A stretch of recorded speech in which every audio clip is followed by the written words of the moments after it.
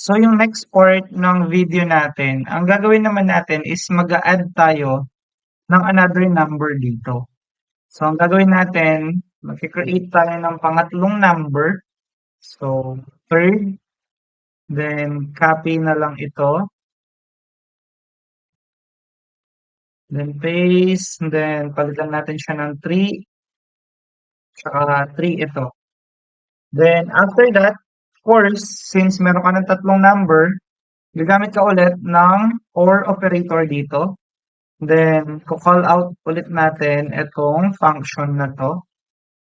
But this time, papalitan natin siya ng 3, yung num natin. Yan. And then, after that, gagawin natin ay aalisin na muna natin to.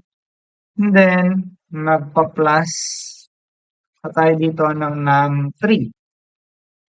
Then, ang gagawin naman natin is let average.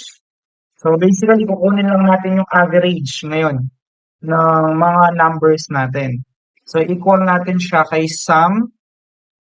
And then, after natin siyang equal kay sum, i-divide natin siya into 3 kasi tatlo po yung mga numbers natin. Then, ang gagawin natin, erase natin itong mga to. Since wala na tayong multiplication, division, and subtraction. So, ang gagawin natin next is ipiprint lang natin using yung document.write natin yung mismong average natin. So, papalitan natin to ng average. Then, papalitan natin siya ng average dito. Okay. So, reload lang natin.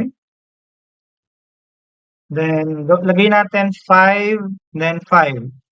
Then, 5. Yan. So, yung average natin ay 5 siya ngayon. So, calculate natin siya. 5 plus 5 plus 5 is equals to 15 divided by 3 equals to 5. So, yan ngayon yung output natin sa pagkuha ng average using yung JS natin.